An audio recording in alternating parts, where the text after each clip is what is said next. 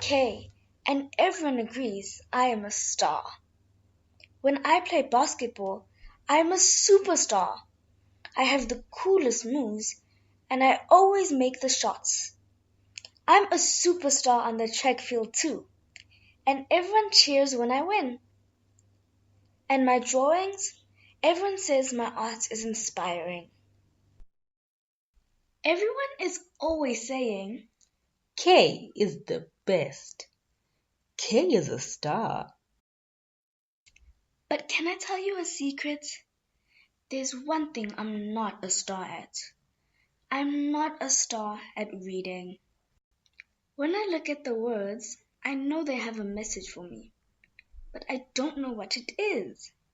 When I try to read, I get sad and mad.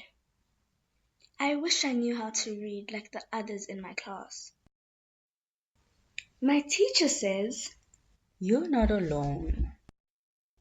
Some of the superstars you love also needed extra help with reading, and if they could do it, you can too. you know what? I am a star.